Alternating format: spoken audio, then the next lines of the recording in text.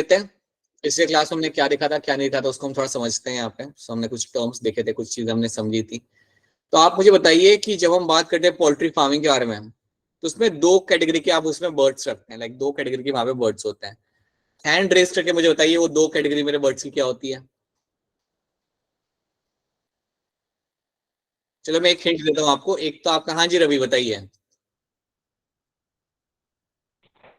ब्रोलियर्स और layers. Right, broilers और layers, बिल्कुल सी बात है बेटा। ब्रॉयलर्स और लेयर आपके यहाँ पे दो कैटेगरी आपको मिल जाती है आपके बर्ड्स की, जो आपको देखने की आपको क्लियर कट आपको मिल जाएगी। बिल्कुल सही, बहुत बढ़िया। राइट, सो ये दो टर्म्स आपको आ रहे हैं, ब्रॉयलर्स एंड लेयर्स। राइट, मुझे बताइए ब्रॉयलर्स और लेयर्स में से किनको यूज किया जाता है एग पर्पस के लिए, बताइए सक्षिता। सर लेयर्स को। लेयर्स को यूज किया जाता है आपके एग पर्पस के लिए, ठीक है, सही बात है आपकी। और देन आपके जो ब्रॉयलर्स होते हैं उन्हें हम मीट पर्पस के लिए वहां पे हम यूज करते हैं। बहुत बढ़िया। मुझे बताइए ये जो आपके जो बर्ड्स होते हैं, इनको जो आप फीड प्रोवाइड करो, जो आप खाने इन्हें प्रोवाइड करते हो, उन खाने के अंदर आप किन किन चीजों का ध्यान रखते हो? What are the things you should be having in that food? उस खाने के अंदर आप क्या क्या चीजों को रखना जरूरी होता है? हैंड रेस करिएगा आंसर देने के लिए। दिव्यांश बताइए। सर विटामिन ए एंड के, और सर उसके अंदर सर रफेज। ओके ठीक है, उसके अलावा और कुछ, इन सब के अलावा और कुछ? अंजलि बताना चाहेंगे आप कुछ? अंजलि। Sir protein. हाँ जी अंजलि बोलिए। सर विटामिन ए एंड के और प्रोटीन्स। प्रोटीन्स, प्रोटीन्स भी एक बहुत इंपॉर्टेंट आपका कंपोनेंट है जो इसके अंदर आपका होना चाहिए। Protein, small amount of fat is going to be good for the bird, बिल्कुल ही आपको होना चाहिए। ठीक है, मुझे बताइए अगर आपका एक खुद का पोल्ट्री फार्म है और अगर आपको लगता है उसमें से दो मेरी हैन बीमार हो चुकी है, उनको कोई वायरल कंडीशन हो गई है, तो अब हैंड रेस करके आप मुझे बताइए कि ऐसी कंडीशन में आपको क्या करना चाहिए। आई होप क्वेश्चन सबको समझ आ गया होगा। उज्जवल बताइए क्या करना चाहिए इस कंडीशन के अंदर। सर उनको अलग कर देना चाहिए सबसे। राइट, उनको अलग करना चाहिए। और ये करने का रीजन क्या था उज्जवल? सर वो बीमार हैं, सर वो दूसरों को भी वो बीमार फैला कर सकती सकती है। डिजीज। राइट ठीक है, राइट उसको अलग करना चाहिए, ठीक है बिल्कुल सही है। एक और मेरा सवाल है आपसे। पोल्ट्री फार्म के अंदर एक वो लोग बल्ब ला के रखते हैं, कभी नोटिस करना? पोल्ट्री फार्म के अंदर ऊपर एक बल्ब ला के रखते हैं। वो बल्ब लगाने का रीजन क्या होता है? Why do they have that bulb in that poultry farm? बताइए सोनाली, क्या होगा इसका आंसर? सर हीट प्रोवाइड करने के लिए।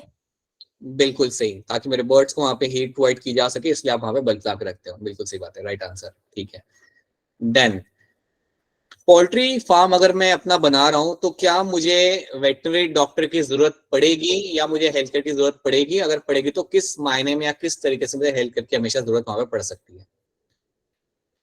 हैंड रेस करिएगा इसका आंसर देने के लिए सब लोग। ठीक है, सोनाली बताइए।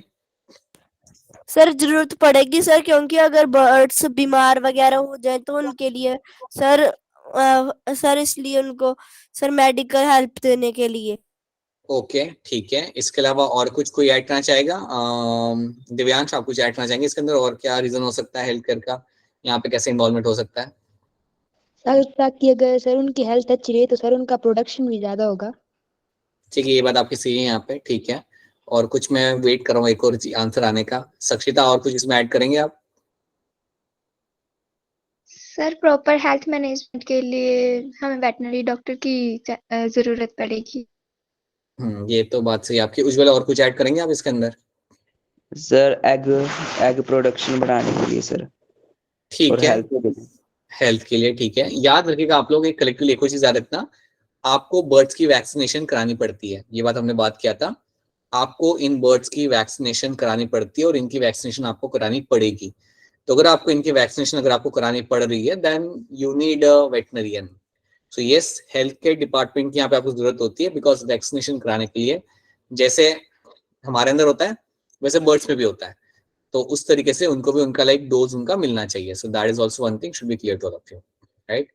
चलिए देन आगे बढ़ते हैं और सीखते हैं आज हमें यहाँ पे क्या सीखना है, और ये भी देखते हैं कि पिछले क्लास में हमने क्या देखा था। अब मेरा सवाल आपसे यहाँ पे ये है, इसके लिए भी एक सेकंड एक सेकंड एक सेकंड एक second, I just have to आपका आईडी है यहाँ पे WZ, just wait a minute, let me log in from another device ताकि मैं आप सबको देख पाऊँ इजीली।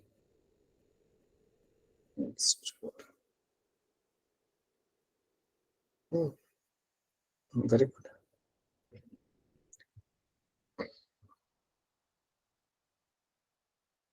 ऑलराइट, चलिए अब मुझे यहाँ पे आप बताइए, मुझे एक चीज यहाँ पे आप मुझे बताइए, एक हमने टर्म देखा था, वो टर्म था मेरा यहाँ पे एज अ फिशरी के अंदर, या जब मैं फिश फार्मिंग कर रहा था उसके लिए मैंने यहाँ पे एक टर्म देखा था, and that term here is called as my composite farming. Composite farming, कोई मुझे एक्सप्लेन करेगा क्या था मेरा composite farming?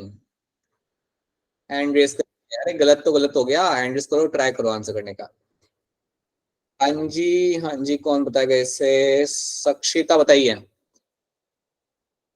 Sir composite farming में हम ना एक सा बनाते हैं, उसमें हम 3 टाइप की फिशेस रख सकते हैं, जो बॉटम में रहती हैं, सेंटर में और टॉप पे रहती हैं। उनमें हम जब फीड करते हैं तो पहला तो उनको हम उस तरह से फीड करते हैं कि वो बॉटम वाली को नीचे खाना मिल सके और वो वहां पे लड़ती भी नहीं है, और उस तरह से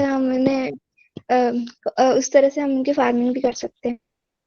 राइट, और इससे फायदा क्या होता है सक्षम, अगर मैं ऐसी कंपोजिट फार्मिंग करूंगा इसका बेनिफिट क्या होगा? इसका बेनिफिट ये वो होता है, हाँ बोलिए बोलिए सर वो बोलिए। लड़ती नहीं है, और उनको जो हम फीड प्रोवाइड करते हैं उसके लिए भी। हाँ राइट, ये लड़ती नहीं है, आप फीड अलग से प्रोवाइड कर रहे हो। और दिव्यांश इसमें कुछ ऐड करना है? दिव्यांश कुछ इसमें ऐड करोगे?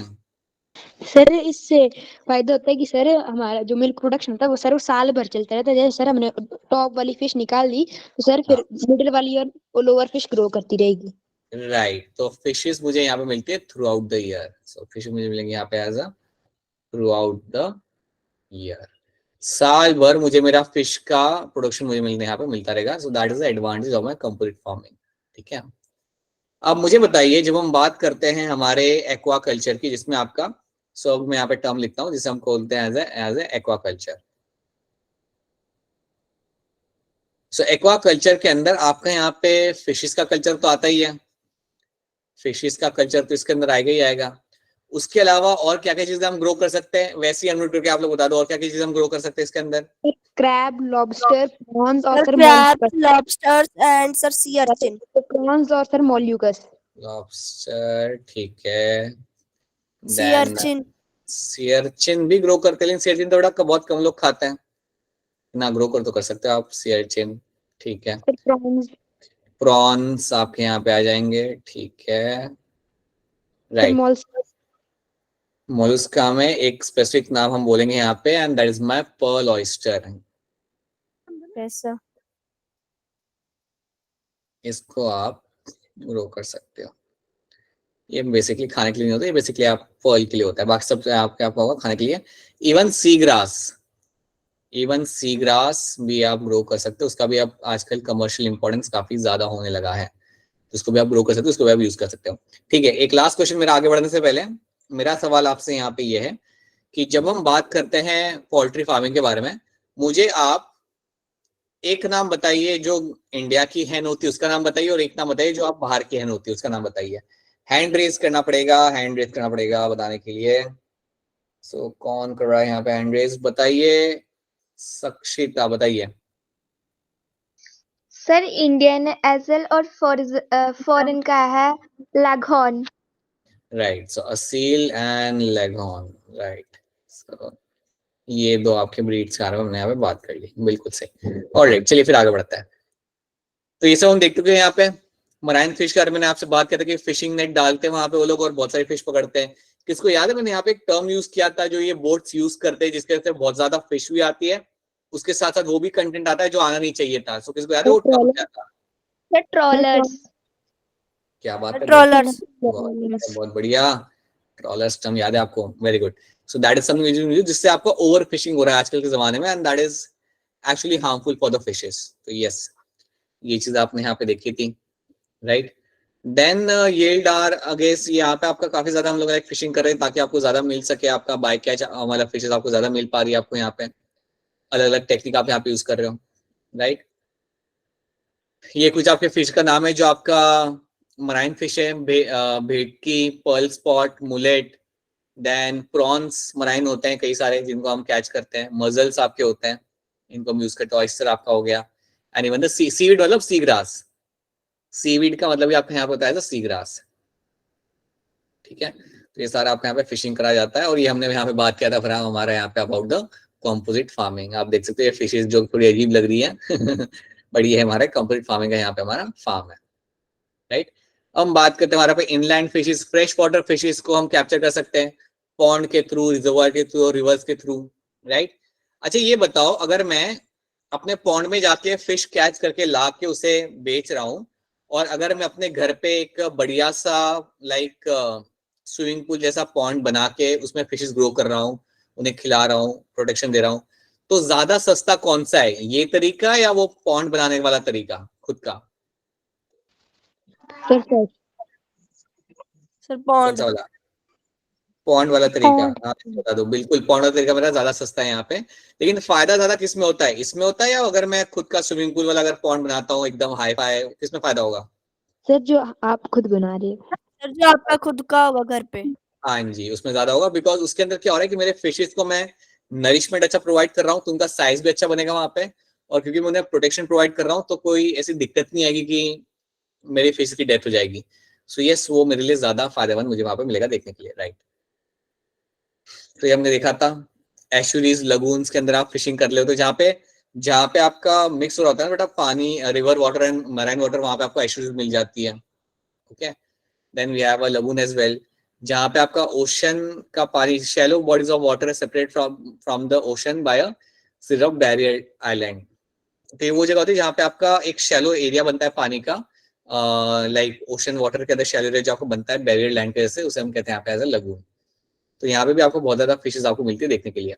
और ये हो गया आपका तरीका जो आप घर पे कर सकते हो, घर पे मतलब खुद का सेटअप लगा के आप कर सकते हो, जो एक्सपेंसिव होता है बट ज्यादा फायदा होता है, राइट। फिर हमने इवन बोला था कि फिश को आप इवन राइस क्रॉप के अंदर भी आप ग्रो कर सकते हो, पेडी प्लांट के अंदर भी आप इन्हें ग्रो कर सकते हो, तो ये भी हमने देखा था कुछ जगहों पे किया जाता है। बेसिकली अगर मैं कहूंगा आपको तो ये चीज करी जाती है आपके जापान के अंदर, कि पेडी प्लांट के अंदर आप फिशेस को वहां पे आप ग्रो कर लेते हो, ठीक है। More intensive fish farming can be done in the composite fish culture system. So composite fish culture system के अंदर आपका मोर इंटेंसिव फिश फार्मिंग आपकी की जा सकती है, जहां पे आप जैसे कि मैं बताया था 3 अलग अलग ग्रुप है आपके यहाँ पे, तीनों अलग अलग जगह पे रह रहे हैं आपके। काटला सबसे ऊपर आपका आ रहा है, रोहू बीच में आ रहा है, मृगल आपका आ रहा है नीचे। ये नाम याद रख लेना, ये काफी फेमस है इंडिया में नाम, काटला, रोहू एंड मृगल। ये तीनों की तीनों आपकी फ्रेश वाटर फिश है और इनको आप कंपोजिट फार्मिंग में यूज कर सकते हो, ठीक है। क्या आप में से किसी ने फिश को देखा हुआ है? No sir. No one. No sir. Himachal में फिशेस ज्यादा लोग प्रेफर नहीं करते हैं, सो इसलिए सर शायद देखी है। देखिए आपने, सही है। सर हमारे यहाँ पे पोंड में है। ओह सर हमारे वेरी यहाँ गुड। पे पॉइंट में। अच्छा, फिर तो काफी बड़ी होंगी क्योंकि काटला रोहू लगभग इतनी इतनी बड़ी हो जाती है आराम से, so they are large fish, very good. Sir हमारे यहाँ पे टैंक है। अच्छा, एक्वेरियम घर पे? नहीं सर, घाघस में है। अच्छा अच्छा, और वहां पे आप अपना फिश कल्चर आप करते हो वहां पे? यस ओके वेरी गुड बेटा, बहुत बढ़िया है, सही है। कभी फोटो शेयर करिएगा वहां की, वेरी गुड, अच्छा है, nice. So will also get sir, to learn. जाऊंगी तो करूंगी। हाँ, जब भी आपका जाना होगा ना कभी वहां पे, तो फोटो शेयर करिएगा so that we can also get to learn things over there. और आप भी पूछना वहां पे कि कैसे उसको लाइक 2-4 चीजें आप पूछ सकते हो कि कैसी चीजों का ध्यान रखते हैं, क्या जनरली खिलाते हैं, क्या प्रॉब्लम्स आती है, you can ask few things and you can share with us, तो अच्छा एक्सपीरियंस होगा, यस सर। ठीक है। सो लोकल इंपोर्टेड फिश इस तरीके से आप यहाँ पे रख के उन्हें आप ग्रो कर सकते हो, ठीक है। चलिए अब यहाँ से देखते हैं inland fishes in the such system, मतलब वो कंपोजिट फार्मिंग की बात कर रहे हैं। Combination of 5 or 6 species fish species is used in a single fish pond.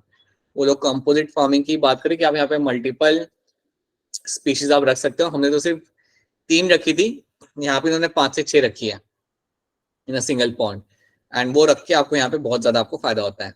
The species are selected so that they do not compete for food among them having different type of food habit. याद रखना, हम ऐसी fish select करते हैं जो मैंने आपको पहले बताया था, जो अंदर के अंदर खाने के लिए लड़ेगी नहीं। इन सबका खाने का जोन अलग होगा, इनका सबका खाना अलग होगा, तो आप उन्हें आराम से ग्रो कर सकते हो, कोई दिक्कत नहीं आएगी और आपको बहुत ज्यादा इकोनॉमिक बेनिफिट होगा। तो इसको हम कहते हैं यहाँ पे as a composite farming, right. As a result the food available in all the parts of the pond is used. तो इससे क्या होता है, पूरा पॉन्ड को वो अच्छे से आप यूज करके वहां पे जितना भी फूड होता है वो लोग भी उसे वहां पे यूज कर पाते हैं। फॉर एग्जाम्पल, अब ये एग्जाम्पल याद रखना, कैटला जो होती है वो सरफेस पे आपको मिलेगी, कैटला फिश आपको हमेशा सरफेस के ऊपर देखने के लिए मिल जाएगी, ठीक है। Then you will have rohu. Rohu fish जो बेटा होती है बड़ी फेमस फिश है आपके यहाँ पे, कभी नोटिस करना, एक फिश होती है इसकी टेल रेड कलर की होती है, बिल्कुल बढ़िया सी। ये फिश आपको मिलेगी आपके मिडल जोन में। So rohu will be see in the middle zone. And then you have the grass carp. Grass carp आपके एकदम बॉटम में आपको मिलती है, जो नीचे जो छोटे छोटे प्लांट्स उग रहे होते हैं उनको वो खाती है। सो ये तीन नाम आप यहाँ पे याद रख सकते हो, रोहू, काटला और ग्रास कार्प। और याद रखना कौन मुझे कहाँ मिल रहा है, ये बात आपको यहाँ पे याद रखनी है। So that is also one thing should be very much clear to all of you, right.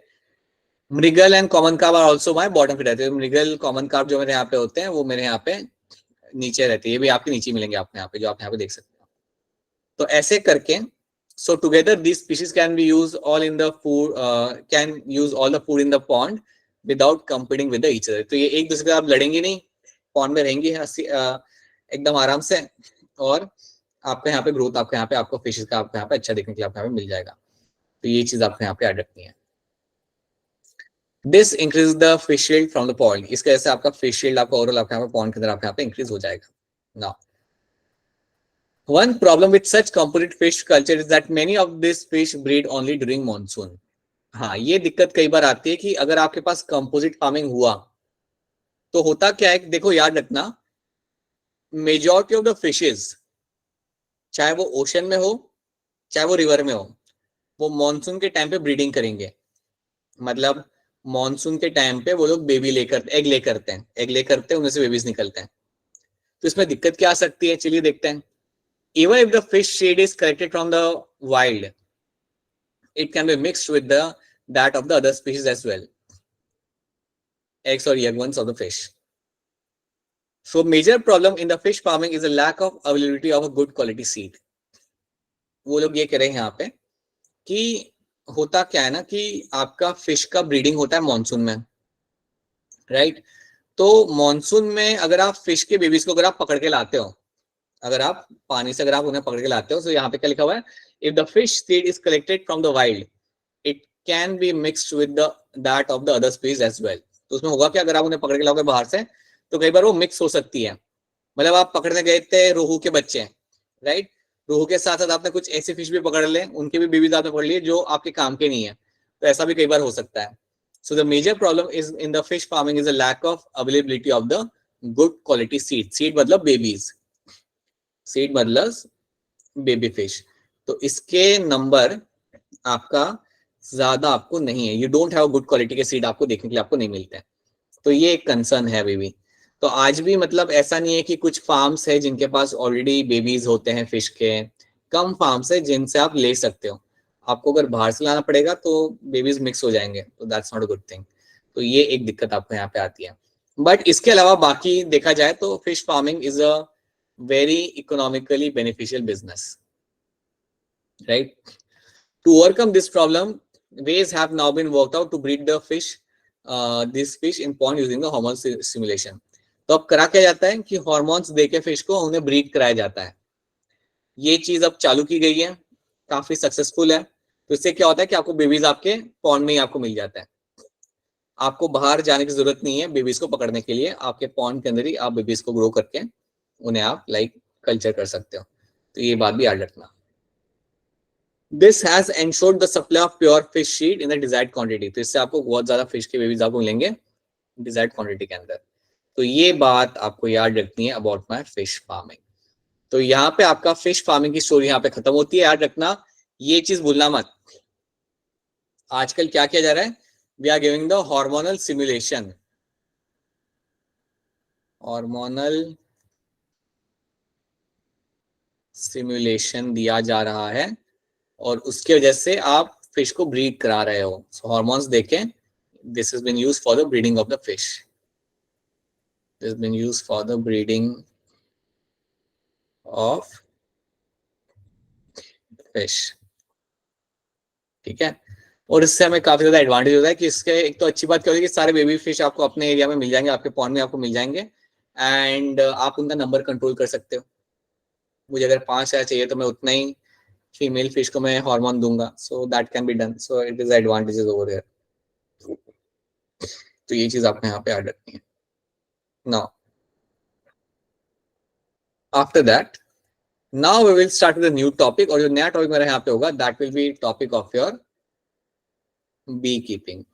तो फिश फार्मिंग हमने कर लिया, पोल्ट्री फार्मिंग हमने कर लिया, डेयरी इंडस्ट्री हमने पहले कर लिया था। अब हम बात करते हैं हमारे यहाँ पे बी कीपिंग के बारे में। आपको शायद मालूम होगा या नहीं होगा, लेकिन हिमाचल काफी जाना जाता है बी कीपिंग के लिए। बी कीपिंग या बी हाइस को लाइक रखना घरों में और उससे हनी निकालने के लिए हिमाचल काफी वेल नोन है। आपको शायद मालूम नहीं होगा, लेकिन हनी का, ऑर्गेनिक हनी का प्रोडक्शन काफी अच्छा आता है हिमाचल से। और एक चीज होती है आपकी, जिसे हम कहते हैं as a white honey, is something like a white honey. So white honey, orange honey, ये जो हनी होते हैं आपके यहाँ पे, ये सारे हिमाचल में काफी अच्छे क्वांटिटी में बनाए जाते हैं। तो चलिए बात करते हैं अबाउट बी कीपिंग के बारे में। बी कीपिंग के लिए बेटा एक नाम यूज किया जाता है हमेशा, और वो नाम को हम कहते हैं यहाँ पे एज अ एपीकल्चर। याद रखना, अगर आप बी कीपिंग करते हो तो उसके लिए हम यहाँ पे एक नाम यूज करते हैं, उस नाम को बोलते हैं यहाँ पे एज अ एपीकल्चर। राइट, अगर आपसे कोई पूछता है कि एपीकल्चर में आप किसको कल्चर करते हो, तो आपका आंसर यहाँ पे सिंपल सा होगा, आपका आंसर यहाँ पे होगा इसके अंदर हम कल्चर करते हैं हमारे हनी बीज को। अब मेरा आपसे बड़ा ही आसान सा सरल सा सवाल है, आप हनी बीज को अपना कल्चर क्यों करते हो, इनकी बी कीपिंग आप क्यों करते हो, व्हाई यू डू दैट? ताकि हमें इससे कमर्शियल बेनिफिट हो हानि से। हाँ, बेनिफिट क्या मिलता है सर इकोनॉमिकल बेनिफिट मिले, सर और क्या होता हानि है वो इकोनॉमिकल बेनिफिट, मुझे क्या मिलता है? तो हमें हनी सर मिलेगी जिससे हनी हम सर मेडिकल के सर हम जगह पे भी हनी यूज कर सकते हनी हैं। बेच सकते हैं जिससे कि हमें पैसे सर मिल हनी सकते बेच हैं। के पैसे कमा सकते हैं। ये बात तो आपने बड़ी सिंपल सरल मुझे बता दी कि हाँ सर हनी मिलेगा यहाँ से और वो बेच के पैसे कमा सकते हैं, वो तो मैं समझ गया। हनी के अलावा और कुछ होता है जो हमें यहाँ से मिल सकता है? वैक्स अरे सर बहुत फूलों की बढ़िया। फसल बढ़ाने के लिए। और वैक्स वैक्स, बेटा क्या कह रहे थे उज्जवल, क्या कह रहा बता रहे थे आप? सर फूलों की फसल बढ़ाने के लिए। हाँ बहुत बढ़िया, राइट। सो हनी से हमें एक तो हनी मिलेगा, हनी बीज से हमें वैक्स मिलेगा, उससे एक और हमें एडवांटेज हो सकता है, अगर आप बी कीपिंग कर रहे हो तो आपको एडवांटेज जो यहाँ पे होता है वो आपका होता है ऑफ पॉलिनेशन। बहुत बढ़िया, बहुत बढ़िया बेटा, बहुत बढ़िया। अच्छा एक बात बताइए, आप में से काफी सारे लोग हिंदी मीडियम से है ना? Yes sir. Even Hindi medium से होने के बावजूद आप लोग काफी चीजें बहुत अच्छे से समझते हो, all of you, and you are able to answer those things, और आप उसका आंसर भी देते हो, तो बहुत अच्छी बात है ये, बहुत एक अच्छा ट्रेट है आप सबके अंदर। सो मैं काफी स्ट्रांगली रिकमेंड करूंगा आप सबको कि आप एकेडमिक्स को काफी सीरियसली लीजिए। आप जितने भी 20-25 लोग जो क्लास में, अपने एकेडमिक्स को आपने अभी तक काफी सीरियसली लिया है, पढ़ा है, इसे वैसे ही कंटिन्यू करिए, आपको काफी एडवांटेज होगा, आपको बहुत अच्छे वे पॉइंट्स मिलेंगे फ्यूचर में। So please stay the way you are, ठीक है, very advantage to you. So pollination हो गया आपका, वैक्स हो गया, हनी हो गया, ये सारे आपके यहाँ पे एडवांटेज आपके यहाँ पे मिल सकते हैं, बिल्कुल सही, that is advantage of my Honey बीज को कल्चर करने का। अब मुझे आप बताइए, अब ये थोड़ा सा आप हैंड करके आपको बताना पड़ेगा मुझे कि अगर आप एपीकल्चर कर रहे हैं, अगर मैं एपीकल्चर कर रहा हूँ तो मुझे किन किन चीजों का ध्यान रखना पड़ेगा, what are the things I take into account, क्या क्या चीजों का मैं ध्यान रखता हूँ अगर मैं एपीकल्चर कर रहा हूँ तो। ठीक है, एक एक करके बताते हैं। चलिए दिव्यांशु आप बताइए एक पॉइंट बताइए, दिव्यांशु, दिव्यांशु बोलिए, दिव्यांशु का माइक ऑन नहीं हो रहा, तब तक उज्जवल आप बताइए क्या होता है, एक एक पॉइंट बताइए आप, क्या एक चीजों का ध्यान रखना पड़ सकता है? सर अच्छी किस्म की वो बी लानी है ना, राइट, और सर उनको उनके खाने के लिए अच्छे अच्छे से वो फूल फूल का। Good species of honey bee, ठीक है, ये बात आपने बोली, और उनके फीड का ध्यान रखना पड़ेगा। ठीक है, उसके अलावा सोनाली आप बताइए और क्या हो सकता है? सर उनके सर रहने के लिए सर वो जो होता है सर वो भी होना चाहिए। Alright, you should have a very well constructed structure, so उनका जो शेल्टर होगा वहां पे should be well constructed। ठीक है, ये चीज आपके यहाँ पे आएगी। और क्या आ सकता है इसके अंदर? हाँ जी, इशिका भारद्वाज बताइए। सर हमारे पास अच्छे फ्लावर भी है। बेटा आपकी आवाज खड़ी है, एक बार फिर ट्राई करना। सर हमारे पास अच्छे फ्लावर भी अवेलेबल होने चाहिए। हाँ जैसे, हाँ ठीक है, आपने और इसने बोला, उज्जवल ने, दोनों ने वो चीज बताई। Right, good flowers. ठीक है, मैं लिख देता हूँ यहाँ पे, good flowers near by, good flower near by. ठीक है, ऑलराइट, और कुछ इसके अंदर ऐड किया जा सकता है? सक्षिता कुछ बताना चाहोगे आप इसके अंदर? और sir health management. Sir prevention and control के लिए proper health management. Health management, इसमें आप क्या कर सकते हो? क्या आप मुझे यहाँ पे वेटनरी डॉक्टर की जरूरत पड़ेगी?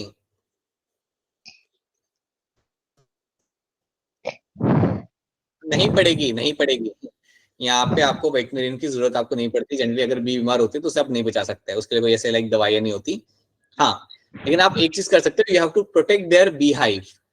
इनका जो बी हाइव होता है ना, उसको आपको प्रोटेक्ट करना पड़ता है। तो प्रोटेक्शन का आपको यहाँ पे ध्यान रखना पड़ेगा। प्रोटेक्शन का you have to take into account. अब मुझे बताइए, प्रोटेक्शन आपको किससे बचाना पड़ेगा? आपको इन सबको किससे बचाना पड़ सकता है? Sir bad weather. बोलिए। ठीक है, वेदर हो गया। उसके अलावा कोई एनिमल्स होते हैं जो इसको डैमेज सर कर सकते हैं? दूसरी मधुमक्खियां हैं, इनको खा जाती हैं सर। ठीक है, ठीक है। एक दूसरी मधुमक्खी का एक नाम होता है, इसे हम कहते हैं वास्प करके। वास्प मैं आपको बताता हूँ वो कैसा होता है। पता है आपने एक ऑरेंज कलर की, बिल्कुल ऑरेंज कलर की से बड़ी सी मधुमक्खी कभी देखी होगी? ऑरेंज कलर, जो मिट्टी का घर बनाती है, मिट्टी का व्हाइट कलर का ऐसा थोड़ा सा घर बनाती है कोने में जाके। सो उसे हम कहते हैं वास्प। या फिर मैं एक और एग्जांपल आपको दूंगा। पता है वो बड़ा सा ब्लैक कलर का बड़ा सा एक हनी जैसा होता है, लेकिन वो हनी भी नहीं होता, बड़ा सा होता है ब्लैक कलर का। राइट, वो भी आपका वास्प होता है। सो वास्प क्या करते हैं? वास्प कुछ होते हैं जो आपके डैमेज कर सकते हैं, आपके हाइव को, आपके बी हाइव को डैमेज कर सकते हैं। तो यस, इससे बचाना पड़ सकता है। फिर एक बर्ड होता है, उस बर्ड का नाम ही होता है बी ईटर। उस बर्ड का नाम ही होता है बी ईटर।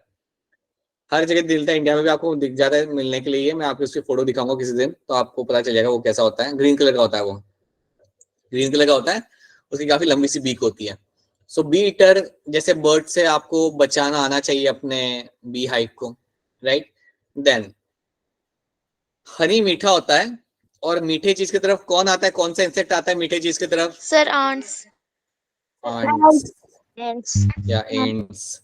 यस, तो इनसे भी आपको प्रोटेक्शन देने की जरूरत है। तो प्रोटेक्शन की जब हम बात करते हैं तो वास्प हो गया, बीटर हो गया, एंड्स हो गए, इनसे आपको प्रोटेक्शन देने की जरूरत है। राइट, अब बेर आए तो बेर से कोई नहीं बचा सकता। हाँ, आपने बहुत बढ़िया ऐसे बना के रखा हो अपना शेल्टर जहाँ पे बेर नहीं आ सकता। अगर बेर आ गया उससे कोई बचा नहीं सकता। ठीक है, अच्छा आप में से किसी ने कभी बेर देखा है लाइफ में? Yes sir. अच्छा, जू के अलावा बाहर ऐसे घूमता हुआ कभी देखा यस है? सर। अरे वाह उज्जवल, कहाँ पे हो बेटा? आप कहाँ पे रहते हो? सर जंगल में देखा था स्कूल जाते वक्त। अरे वाह, अच्छा मतलब आपका डिस्ट्रिक्ट कौन सा है? Sir Mandi. Okay, alright alright, yes. Himachal में मैंने आपको, भी देखी। अच्छा बेटा आपने कहाँ पे देखा था? सर हमारे यहाँ आते रहते हैं। आपका डिस्ट्रिक्ट कौन सा बेटा? सर उन्ना। ओ, ऊना में भी आप दिख जाता है? मुझे नहीं मालूम था ऊना में दिखता था। Okay okay, alright, okay, very good. Yes, बेर का पॉपुलेशन काफी अच्छा है हिमाचल के अंदर। सो अगर बेर खाता है तो उससे भी प्रोडक्शन की जरूरत पड़ सकती है आपके बी हाइव को। ठीक है, चलो आगे बढ़ते हैं। So now let's discuss. तो हमने ये चीज हमने देख ली कि किससे प्रोडक्शन की जरूरत है आपको यहाँ पे। तो जो आपका, जहाँ पे आपने बीज को रखते हो उसे हम कहते हैं अपायरी। याद रखना, जहाँ पे आप अपने बीज को रखते हो उसके लिए हम एक टर्म यूज करते हैं, that term is called as apiary. ठीक है, सो अपायरी वो जगह होती है बेटा जहाँ पे आप बीज को आप रखते हो। So here the bees are being kept, the bees are ठीक है।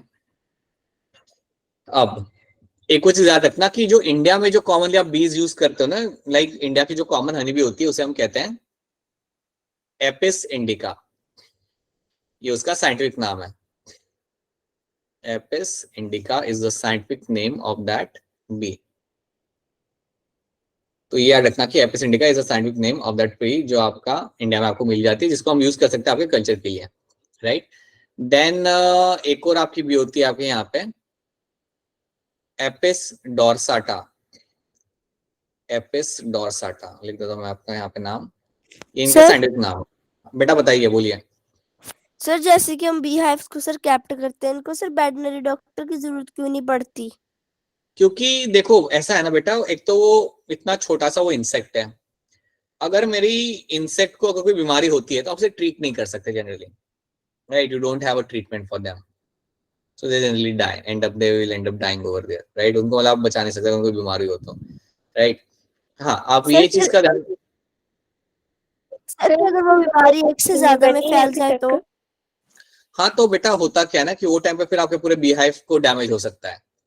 तो अज्यूम करो कि समझो अगर आपको ऐसा दिख रहा है कि आपका 7-8 बीज है तो थोड़ी बीमार लग रही है आपको, वैसे आज तक ऐसा देखने को नहीं मिला है कि कोई ऐसे लाइक बीमारी मिली हो जो एक बीज से दूसरी बीज में फैलती हो, ठीक है। लेकिन अगर समझो अगर ऐसा आपको लग रहा है कि आपके कुछ बीज की डेथ हो रही है तो आप उसने बी हाइव को वहां से निकाल दो, वो आप कर सकते हो, राइट। वो चीज आप कर सकते हो।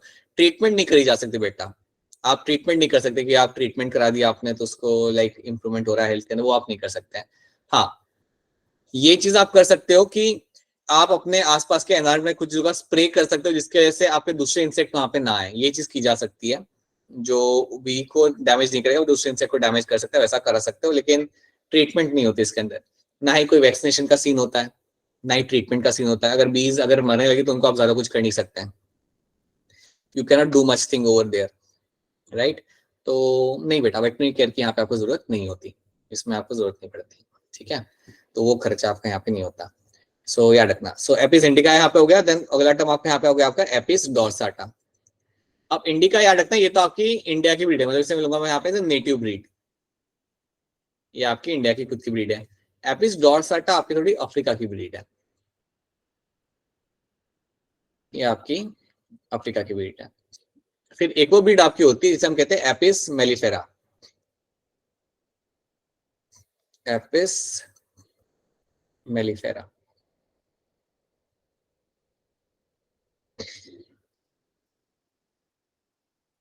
Apis mellifera is the breed which is the Italian breed, और छोटी सी होती है। अब पता है हर एक बी का नेचर होता है, कुछ बीज होती है जो एग्रेसिव होती है, जैसे एपिस डोरसाटा हो गई। अगर समझो आप में से कोई है जो पहली बार बी फार्मिंग कर रहा है, बी कीपिंग कर रहा है, तो उसको हम ये वाली बी नहीं देंगे। क्यों नहीं देंगे? क्योंकि वो थोड़ी एग्रेसिव होती है, काट सकती है, लाइक स्टिंग कर सकती है, राइट। थोड़े मैनेज करना थोड़ा प्रॉब्लमेटिक हो सकता है। जो सबसे आसान होता है वो होता है एपिस इंडिका, ये थोड़ी डोसाइल होती है, डोसाइल मतलब एकदम एग्रेसिव नहीं होती। एपिस मेलिफेरा भी डोसाइल होती है, राइट। तो काफी लोग ये वाली प्रेफर करते हैं, एपिस मेलिफेरा यूज करते हैं वो लोग यूज करते हैं अपने एपिस इंडिका, इसको यूज किया जाता है बी फार्मिंग के लिए। इंडिया के अंदर इनको कॉमनली यूज किया जाता है, ठीक है। सर हनी प्रोडक्शन इसमें हनी ज्यादा प्रोडक्शन आपको मेलिफेरा में काफी अच्छा मिल जाता है, कमर्शियल देखा जाए तो इसके अंदर प्रोडक्शन आपको ज्यादा मिल जाता है। इवन डोरसाटा के अंदर भी आपको काफी अच्छा मिल जाता है। So dorsata mellifera are known to give you a good amount of honey production. Indica का भी अच्छा होता है बट कंपैरेटिवली मेलिफेरा का ज्यादा अच्छा होता है, तो वो किया जाता है। तो that is something also you should know कि ये चीज का आप ध्यान रखते हो। तो इतनी बात पहले आपको यहाँ पे याद रखनी है, this is the some basic things you have to know, right. अब एक और बात आप यहाँ पे याद रखना कि हमने प्रोडक्शन की तो बात यहाँ पे कर ली, एक आपकी जो बी हाइव होता है ना, जहाँ पे हनीबीज रहती है, मतलब इनकी जो पूरी सोसाइटी होती है बी हाइव की, उसमें आपको एक दो चीजें याद रखनी चाहिए हमेशा। इनकी जो बीज की जो सोसाइटी होती है उसमें होती है एक single queen, they will have a single queen, और सारा काम क्वीन के बेसिस पे ही होता है। मतलब बीज आपकी तब तक है वहां पे जब तक आपकी क्वीन है, अगर आपकी क्वीन वहां से निकल गई तो सारी बीज वहां से निकल जाएगी, ठीक है।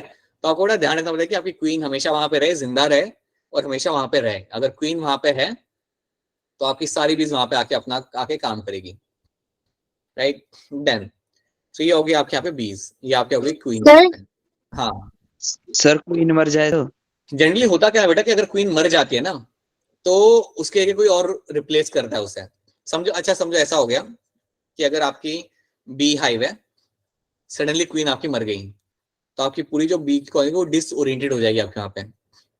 उन्हें पता नहीं चलेगा कि अब करना क्या है, कहाँ जाना है। क्वीन से उन्हें सारा सिग्नल मिलता है और क्वीन के थ्रू वो लोग अपना काम करते हैं। अगर क्वीन को आपने निकाल लिया और मर गई तो बीज वहां पे फिर रुकती नहीं है, राइट। लेकिन जनरली हाइव में क्या होता है ना, जब एक क्वीन बनी होती है, जब एक क्वीन होती है तो उसी दौरान एक और क्वीन को लोग रेडी कर रहे होते हैं। एक और आपका बेबी होता है जिसको क्वीन बनाती है, उसे रेडी कर रहे होते हैं। तो एक बार ये क्वीन की डेथ हो गई तो फिर जो दूसरी जो बेबी क्वीन होती है वो फिर अपना टेक ओवर कर लेती है, वो आ जाती है आपके बी हाइव के अंदर एज अ क्वीन। तो अगर आप नेचुरली अगर आप देखोगे तो बी हाइव के अंदर एक क्वीन होगी, और जब क्वीन अपना अपना टाइम वहां पे स्पेंड करे उसी दौरान एक और बेबी होता है जिसको आप डेवलप कर रहे होते हो फ्यूचर के क्वीन के लिए। तो जैसे ही वो क्वीन चली जाती है, उसकी डेथ हो जाती है, तो कोई दूसरा उसे रिप्लेस कर देता है। ठीक है, सर ये क्वीन चीज का स्पेशल नेम क्या होता है? नहीं बेटा, क्वीन का नाम यहाँ पे आपका क्वीन ही रहेगा। क्वीन का अलग सा नाम नहीं होता, मेल्स और फीमेल्स का अलग सा नाम यहाँ पे हो जाता है। ठीक है, जैसे मैं आपको बताऊंगा यहाँ पे, you will have a term called as my drones. Drones नाम यूज किया जाता है मेरे मेल बीज के लिए। ड्रोन्स नाम हम यहाँ पे यूज करते हैं मेरे यहाँ पे मेल बीज के लिए। This use for my all the male bees, जितने मेरे मेल बीज वहां पे होते हैं, male bees, they are called as my drones. ठीक है, क्वीन बीच आपके यहाँ पे फीमेल ही रहती है, she is also going to be a female. And then you have a third name that is my worker bee. तीसरा जो कैटेगरी यहाँ पे होता है that is the category of my worker bee. Worker bee, या मैं लिख सकता हूँ यहाँ पे वर्कर्स।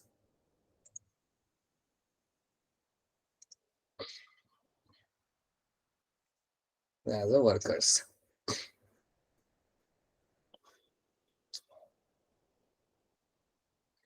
तो वर्कर्स जो बेटा होते हैं ना वो फीमेल्स होते हैं। ये वर्कर्स जो होते हैं वो फीमेल्स होते हैं, लेकिन याद रखें क्वीन नहीं होते कभी भी, ये मेरे यहाँ पे फीमेल रहेंगे। Workers are also going to be a female over here. एंड ये जो आपके फीमेल यहाँ पे रहते हैं ना, राइट, ये स्टेराइल होते हैं। ये जो वर्कर भी जो मेरे यहाँ पे होते हैं जितने भी यहाँ पे, ये मेरे स्टेराइल होते हैं, मतलब ये खुद के बेबीज कभी नहीं कर सकते हैं। They are all going to be sterile. ठीक है, इनके खुद के बेबीज कभी, वर्कर्स के खुद के कभी बेबीज नहीं होते हैं। तो ये चीज आप यहाँ पे याद रखना, they are going to be all sterile, right. So ये तीन याद रखना, you have a queen, you have a drones, you have a workers, right. Workers का काम होता है, दो वर्कर्स बेटा जो आपके होते हैं ना, इनका ही काम होता है कि आपके बी हाइव के अंदर नेक्टर लेके आना, फ्लावर्स में से जाके नेक्टर लेके आने का इनका काम होता है। उसके बाद दूसरा काम इनका होता है कि बी हाइव को मैनेज करना, बनाना बी हाइव को, वैक्स के थ्रू बी हाइव को बनाना, वहां पे अच्छे से बनाना। जो नए बेबीज जो वहां पे बॉर्न हुए हैं उनको नरिश करना, उनको पालना, उनको नरिश करना, उनको फीड करना, ये उनका काम होता है। क्वीन की देखभाल करना, क्वीन की जो रिक्वायरमेंट है फुलफिल करना, राइट। तो सारा काम मेरे यहाँ पे वर्कर भी करती है। यहाँ पे नेक्टर बनाने से, फ्लावर से लाने से, सब कुछ, इवन प्रोटेक्शन का। समझो आप चले गए वहां पे, पत्थर लेके मार दिया आपने, तो दौड़ के पहले वर्कर्स आएंगे आपसे डील करने के लिए, फिर बाद में ड्रोन्स आएंगे। ठीक है, so drones are the one which basically, इनका ज्यादा कुछ इनका कॉन्ट्रीब्यूशन होता नहीं है, बेसिकली आपका हेल्प करते हैं ब्रीडिंग के टाइम पे।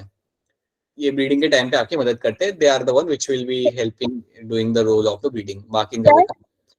बोलिए बेटा, बताइए। और इन तीनों में डेंजर कौन होता है सबसे ज्यादा? वर्कर भी ज्यादा एग्रेसिव होती है। वर्कर भी को अगर थ्रेट लगे तो आपको अटैक कर देगी। वर्कर भी को अगर थोड़ा सा भी थ्रेट लगता है तो वो आके अटैक कर देगी। लेकिन बताइए इंटरेस्टिंग बात क्या है, एक बार वर्कर बी ने आपको स्टिंग कर दिया, उसके बाद उसकी डेथ हो जाती है। एक बार उसने आके आपको स्टिंग कर दिया ना, खत्म, ये उसका लास्ट रिजॉर्ट था, उसने अपना वापर लिया, उसके बाद यूज कर लिया, उसके बाद उसकी डेथ। तो वैसा होता है। तो बेसिकली वो अपनी जान देने के लिए रेडी होते हैं क्वीन को बचाने के लिए। इसलिए कोई भी अगर थ्रेट आता है, दौड़ के आते हैं ये लोग, अटैक करते हैं, जो भी इंसान उसको अटैक करते हैं, they will kill the person, और एटलीस्ट भगा देंगे उसे वहां से, उनकी डेथ भी हो जाएगी, पर इस तरीके से वो क्वीन को बचा लेते हैं। बस तभी मर जाते हैं या थोड़ी देर बाद? मतलब तुरंत, within few minutes they will die after stinging. ठीक है, स्टिंग करा, स्टिंग उन्होंने वहां पे छोड़ दिया and then they will leave the place and then they will खत्म, राइट। तो ये बात क्या है कि तीन कैटेगरी आपको यहाँ पे मिल जाती है, क्वीन, ड्रोन्स और वर्कर्स की कैटेगरी आपको मिलती है बीहाइव के अंदर, राइट। और अपना सारी स्टोरी क्वीन के आसपास ही घूमती है। क्वीन है तब तक आपके एक वर्कर भी वहां पे आके अपना हनी वनी वहां पे इकट्ठा करेंगे, नेक्टर इकट्ठा करेंगे और तब जाके आपका हनी बनेगा। अगर आपकी क्वीन को कुछ हो गया तो वर्कर भी ने काम करना बंद कर देना है, they won't even come over there. इसलिए पता है कई बार आपको ध्यान रखना पड़ता है, कई बार पता है क्या होता है, क्वीन आपकी वहां से निकल के कहीं और चली जाती है, क्वीन आपकी बिहार से निकल के कहीं और, अगर वो चली गई वहां से सब लोग उसके पीछे पीछे चले जाएंगे, everyone will go behind her and that is not good for you अगर तुम फार्मिंग कर रहे हो इसकी। तो बहुत चीजों का आपको यहाँ पे ध्यान रखना पड़ता है, so you have to take into account few things over here, right. और याद रखना सबसे बढ़िया तरीका है आपका बी कीपिंग करने का नियर द एग्रीकल्चर फील्ड। ये बात आप ध्यान रखोगे, सबसे बढ़िया तरीका होता है आपके यहाँ पे बी कीपिंग करने का नियर द एग्रीकल्चर फील्ड। तो ये सब करना होता है आपको near agriculture field. Sir queen को कैसे पहचानते हैं? साइज बड़ा होता है बेटा, काफी बड़ा होता है, बहुत बड़ा होता है साइज, तो आप पहचान लेते हो। सो you can know that. Even drones और वर्कर को भी आप पहचान सकते हो, थोड़ा अगर आपकी इसके अंदर एक्सपर्टीज हो ना तो आप पहचान सकते हो। मैं काम करूंगा, आपको फोटोज दिखाऊंगा अगली बार, तो आपको लगेगा कि डिफरेंस क्या होता है। इट कैन बी अंडरस्टूड, थोड़ा अगर आपका इंटरेस्ट हो तो आप उसे समझ सकते हैं, ठीक है। Near by agriculture field grow करने का फायदा होता है कि इससे आपको दो डबल फायदे होते हैं। एक तो बीज को अच्छा खासा एरिया मिल जाता है घूमने का और फ्लावर से नेक्टर लाने का, दूसरी चीज आपके प्लांट्स को फायदा होता है पॉलिनेशन का। सो याद रखना हमेशा अपना बी हाइव सेटअप करो या पारी अपनी सेटअप करो near the agriculture field. So pollination में भी आपका फायदा होगा और बीज को भी अच्छे खासे फ्लावर मिल जाएंगे वहां से नेक्टर लाने के लिए। तो ये चीज का आपको यहाँ पे याद रखना है ना। चल लेते हैं यहाँ पे क्या लिखा हुआ है। Honey is widely used as a and therefore beekeeping for making honey and has become a agriculture enterprise.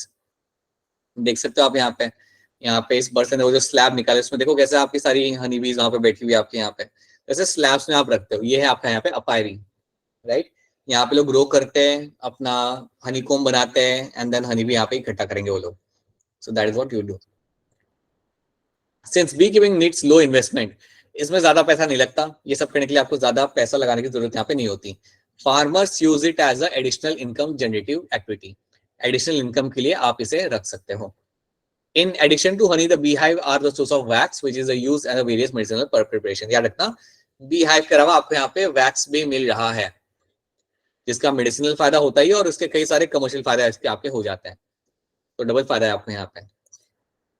Now the local varieties of bees used for commercial honey production are the Apis cerana indica। आप short में याद रख सकते हो as Apis indica, वो भी चलेगा। ये आपकी लोकल वैरायटी है जिसे आप यूज कर सकते हो आपके बी कल्चर के लिए। So you can actually use them over there, ठीक है। तो ये चीज आप यहाँ पे याद रखना। Now after that and they are also commonly called as why honey bee. इनको भी कॉमनली यहाँ पे कॉल कहते हो as a honey bee, as a Indian bee. Apis dorsata थोड़ी बड़ी होती है और ये आपकी होती है अफ्रीकन, राइट। तो इनको हैंडल करना थोड़ा संभल के करना पड़ता है। देखो देखा जाए ना तो अगर आप काफी सेफली हैंडल करोगे तो बीज आपको कुछ नहीं करती, वो आपकी तरफ देखेंगे भी नहीं, बट अगर आपने हैंडल से इसे नहीं किया तो दिक्कत आ सकती है, ठीक है। That is my apis dorsata also. हाँ बेटा बताइए। सर ये जंगली मक्खी यही होती है सर? नहीं, जंगली तो ये भी होती है, ये भी जंगली होती है, ये भी जंगली होती है, राइट। ये डॉर्सेटा इज अफ्रीकन ब्रीड जो भी इंडिया में भी आपको मिल जाती है, एक स्पीशीज का नाम है, राइट। जंगली तो दोनों ही है, वो तो जब आप उन्हें कल्चर करते हो अपने पास रख के तो वो घर जैसी हो जाती है वो, बट है तो दोनों के दोनों ही यहाँ पे जंगली। हाँ साइज बड़ा होता है और ये ज्यादा पेनफुल स्टिंग कर सकती है। Also known as my rock bee, इसको भी कहता है as a rock bee. And then you have apis florea. So apis florea आपका एक और यहाँ पे ब्रीड देगा, ये काफी लाइक बढ़िया ब्रीड होता है आपके यहाँ पे, इसको मन कहता है लिटिल बी। स्मॉल होता है, लिटिल बी आपके यहाँ पे होती है और ज्यादा एग्रेसिव नहीं होती, तो ये भी नाम ऐड कर देना, मैंने जो भी आपको नाम बताया उसमें एक और ऐड कर देना, Apis florea. That is a small bee और ये इतनी एग्रेसिव आपके यहाँ पे नहीं होती। And then you have Apis mellifera, जो मैंने आपको बताया इटालियन ब्रीड आपकी होती है। ये हम बाहर से लाते हैं, ताकि हमारा ज्यादा हनी बना सके, क्योंकि इसका हनी बनाने का तरीका या प्रोडक्शन इसका ज्यादा होता है। तो अगर आप किसी को रेकमेंड कर रहे हो तो आप एपिस मेलिफेरा ही करना, क्योंकि इसकी वजह से ज्यादा प्रोडक्टिविटी आपको मिलेगी आपके हनी की। So that is also one thing should be very much clear to you, right. This is a variety commonly use for commercial honey production. ये वैरायटी को हम ज्यादा यूज करते हैं कमर्शियली हनी बनाने के लिए। पता है आपने नोटिस किया होगा कई बार आपके घर के आसपास, पता है कभी मधुलिका का छत्ता बन जाता है तो हम लोगों को बुलाते हैं और फिर लोगों को बुला के उन्हें बोलते हैं कि वहां से थोड़ा निकाल लो तोड़ के या हटा दो वहां से, तो Yes, उन sir. वहां से लोग हनी मिलता है काफी ज्यादा एंड फिर आप लोग बांट लेते हो, राइट। तो काफी लोग जो होते हैं ना, जो जंगल में ऐसे कर रहे होते हैं, होता है क्या करते हैं, जब छत्ते में से हनी निकाला होता है तो वो पूरा नहीं निकालते हैं, हाफ ही निकालते हैं। हाफ निकालते हैं और वो ध्यान रखते हैं कि आपकी क्वीन वहां से ना निकले। अगर क्वीन वहां से नहीं निकली और अगर आपने हाफ ही अपने बीहाइव को निकाला तो बाकी बीहाइव वो लोग वापस बना लेंगे कुछ दिनों के अंदर, और वापस आप आके अपना हनी इकट्ठा कर सकते हो। सो that is something they do. तो काफी लाइक दिमाग से ये सब करना पड़ता है। Now the Italian bee have a high honey collection capacity, ये हम बात कर चुके हैं। They sting somewhat less, तो मैंने वही बोला था ये थोड़ी डोसाइल होती है। डोसाइल मतलब ये ज्यादा एग्रेसिव नहीं होती, तो आप इन्हें रख सकते हो। So no issue with them. They stay in a given beehive for a long period and breed well as well, मतलब ये beehive में काफी लंबे टाइम के लिए रहती भी है और इनका ब्रीडिंग टाइम भी लाइक काफी अच्छे से इनका होता है, मतलब कम टाइम में आपको ज्यादा नंबर ऑफ बीज आपको यहाँ पे मिल सकती है। That is advantage for commercial honey production. Bee farm और अपायरीज आर एस्टैब्लिश, तो मैंने याद रखना हूँ, अपायरी मैंने टर्म बोला तो याद रखना, ऐसे आप उनको सेटअप करते हो। और अगर आप इन्हें ध्यान से देखोगे तो यहाँ पे स्मॉल स्मॉल होल्स होंगे, ऐसे कैबिन्स के अंदर कई सारे स्मॉल होल्स होते हैं, उन होल्स के थ्रू अंदर बाहर करती है, ठीक है। और वो होल्स ऐसे बनाने होते हैं कि उसके अंदर कोई और ना जाए, ऐसा ना हो कि गिलहरी अंदर जाके बैठ रही है वो हनी खा रही है, वैसा नहीं होना चाहिए। So you have to make those holes very small. तो अब यहाँ पे देख सकते हैं सर तो होल से क्वीन बाहर नहीं चल जाती? ना, क्वीन वहां पे रहती है। क्वीन क्यों जाएगी, क्वीन को अच्छा खासा वहां पे मिल रहा है रहने के लिए, सब लोग उसे सेवा दे रहे हैं वहां पे, वो वहां पे रहती है। क्वीन अगर डिस्टर्ब किया जाए तो निकल सकती है। क्वीन को अगर डिस्टर्ब किया जाए या अगर क्वीन को कोई डर हो या थ्रेट हो किसी इंसेक्ट का तो भाग सकती है वहां से वो, बाकी वो वहां पे रहती है। क्वीन जब बाहर निकलती है ना, क्वीन कई बार बाहर निकलती है, तो क्वीन जब बाहर निकलती है तो वो टाइम पे ब्रीडिंग होता है, सारे मेल्स उसके पीछे जाएंगे और ब्रीड करेंगे उसके साथ, मतलब there will be a intercourse happening between the queen and the males, and then उसके बाद क्वीन वापस आएगी अपने हाइव के अंदर। तो ऐसा मत सोचना कि क्वीन कभी नहीं बाहर निकलती, क्वीन कई बार बाहर निकलती है, बट जब वो बाहर निकलती है तो वो टाइम पे वो लाइक मेल्स भी उसके पीछे पीछे जाते हैं and then they do the breeding process वहां पे उनका होता है, एंड देन फिर वापस क्वीन अपनी हाइव के अंदर आ जाती है, और हाइव में आने के बाद वो एग ले करना चालू करती है। हाइव में आने के बाद वहां पे वो एग ले करना चालू करती है and will start laying the eggs over there. तो ये चीज भी आप यहाँ पे आ रहा था, that is also one thing you will be finding in this, ठीक है। सो ये चीज आपको मिल जाती है। The value or quality of honey depends upon the pasturage or the flower available to the bees for the nectar and pollen collection। याद रखना आपका जो क्वालिटी है हनी का वो डिपेंड करता है कि आपका आसपास किस टाइप का आपका यहाँ पे फ्लावर्स है, कितना अमाउंट है आपका आसपास फ्लावर्स का, and how much like they are, what kind of bees you have.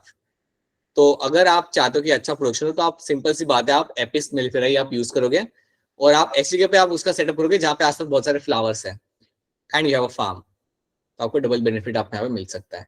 And जैसे कि मैंने आपको बोला कि इसमें ज्यादा खर्चा नहीं होता, इसमें ज्यादा खर्चे वाली चीज नहीं होती, so that's advantage over here. In addition to adequate quantity of pasturage, the kind of flowers available will determine, हाँ ये तो हमने देखा, इससे आपका टेस्ट भी डिटरमाइन करता है हनी का, राइट। कमर्शियली जो आपको हनी मिलता है उसमें कई बार आपको शुगर मिल जाएगा, शायद प्योर कई बार आपको नहीं मिलेगा, बट जो आपको बाहर से अगर आप लेते हो ऑर्गेनिक हनी तो आपको बिल्कुल प्योर मिलता है। वो ज्यादा मीठा भी नहीं होता इसलिए, but is a pure one, right. And honey is actually very very very good for health, बल्कि honey can be a replacement for sugar as well.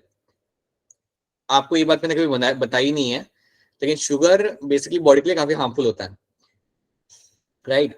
And it has a severe impact on the body and it has a severe impact on the brain as well. अभी उसके बारे में हम लोग इतनी बात नहीं करते हैं आजकल के लाइक डेज में। हम लोग किसकी बात करते हैं, we talk about the fats हम लोग बात करते हैं फैट्स खाने चाहिए, कोलेस्ट्रॉल डैमेज करता है, ये सब चीजें, but also sugar is the one which is plays a very significant role in damaging the organs and the body parts, right? या मैं कहूँगा इसका बहुत ही significant impact होता है बॉडी के ऊपर शुगर का. So we can find a replacement of sugar as a honey. Honey can become a very good replacement over there. So it doesn't affect our body because वो काफी natural होता है, वो आपकी बॉडी को affect नहीं करता. So that's a very good thing you can find. तो इतनी बातें आपको यहाँ पे रखनी है, तो इसमें ज्यादा कुछ याद नहीं रखना. जितना मैंने आपको यहाँ पे बताया है, अगर आप उतना याद रख पा रहे हो तो आपको कोई दिक्कत वहां पे नहीं आएगी. सो that's when you will be able to answer the question based on this. तो क्या इतनी कहानी आप सबको यहाँ पे समझ आ रही है हनी बी की? Yes sir. Yes sir. Beekeeping को लेके आपको इतनी ही बातें याद रखनी है. स्पीशीज के नाम याद रख लेना, कौन सी इंडिया की कौन सी बाहर की है. हनी के साथ आपको वैक्स मिल जाता है. These are the few basic things you have to know. इसमें आप फ्यूचर में पढ़ोगे हायर क्लासेस में, काफी इंटरेस्टिंग चीज आपको यहाँ पे मिल जाती है. जैसे मैं आपको एग्जांपल दूंगा, एक बी डांस करके एक चीज होती है, something known as bee dance. Bee dance में पता है क्या होता है? What do get to see in the bee dance over here? What do you find in the bee dance? अगर हनी बी को, अगर एक वर्कर बी को दिखता है कि यार वहां पे तो फ्लावर है, बहुत सारे फ्लावर है, और वो फ्लावर पास में ही है, मतलब बी हाइव के पास में ही है, तो पता है क्या करेगी? वो 8 बना के डांस करेगी. वो 8 बना के डांस करती है, ठीक है. अगर उसे दिखता है वर्कर बी को कि यार पास में फ्लावर है बहुत सारे, तो वो 8 बना के डांस करेगी. समझ आ रहा है ना? वो बी हाइव मतलब वो जब अपना ऐसे हवा में उड़ेगी तो 8 बनाएगी वो, और जब वो वहां पे 8 बना रही है तो वो सिग्नल दे रही दूसरों की कि आ जाओ, पास में ही फ्लावर है, come back, come over here quickly, that you have a flower very close. So that is what the bee dance is known for. और कई बार पता है ये बी डांस कैसा होता है? ये एकदम सर्कल बनाते, बड़ा बड़ा सर्कल बनाते हैं लोग, गोल सर्कल बना के ऐसे लाइक गोल गोल घूम रहे होंगे वो लोग. तो ये सिग्नल ये होता है कि आपके जो फ्लावर्स है वो काफी दूर है, पास नहीं है, काफी दूर है, तो उतना दूर हमें चल के जाना पड़ेगा. So that is a bee dance, and you won't believe that ये डिस्कवर्ड किया गया था. That was discovered and they realized कि इनका बीज का कम्युनिकेशन कैसा होता है. And using this communication, they all travel in that direction. देखते हैं वो दूर से कि 8 बन रहा है, फटाफट जाना चालू करते हैं कि चलो चलो चलो, जाके वहां पे हम लोग हमारा कलेक्ट करते हैं हमारे नेक्टर को. सर्कल बन रहा होता है तो कहते हैं कि आज नहीं जाना, कल जाएंगे. ऐसा नहीं है. Even in that case they will go over there and they will collect the nectar. So understand लेते हैं कि बी डांस एक चीज की जाती है via bees, and through that they give the signal to the other bees कि कितना दूर है आपका खाना. So that is something you will get to see. ये सिर्फ 2 तरीका होता है, and other ways are also there for communicating in the bees. ठीक है, ये आप इस लेवल पे नहीं सीखते हैं. अगर आप फ्यूचर में डिसाइड करते हो कि मुझे बनना है एंटोमोलॉजिस्ट, एंटोमोलॉजिस्ट होता है बेटा जो होता है एक्सपर्ट इंसेक्ट्स का. और ये मत सोचना कि ऐसे लोग की जॉब नहीं होती. जो एक्सपर्ट्स होता है इंसेक्ट का, they are the one, they work in the agriculture sector. और एग्रीकल्चर सेक्टर में एंटोमोलॉजिस्ट की काफी जरूरत पड़ती है, not only to study insect but also to create pesticides and insecticides जो इंसेक्ट को मार सके. सो ये these are the experts in insects. So experts in insects, तो इन लोगों ने ये सब डिस्कवर किया था हनी बी के बारे में. ठीक है, तो इतनी बातें आप यहाँ पे याद रखेंगे. These are the things we have done आज की क्लास के अंदर. क्या आज की चीजें आप सबको यहाँ पे समझ आ रही है जो भी आज हमने किया था? Yes sir. ऑलराइट, तो अगर आपके पास कोई सवाल है तो आप अपना बोलिए बेटा, बोलिए, बताइए, बोलिए. अच्छा, सवाल नहीं है. ऑलराइट, इनकेस अगर आपके पास कोई सवाल है तो आप अपना यहाँ पे सवाल पूछ सकते हो. इनकेस अगर आपका सवाल आपके पास यहाँ पे कोई नहीं है तो यहाँ पे आपका चैप्टर खत्म होता है. यहाँ पे आपका food resource, improvement in food resource वाला जो चैप्टर आपका था यहाँ पे, इट फाइनली गॉट कंप्लीटेड. आपका सिलेबस भी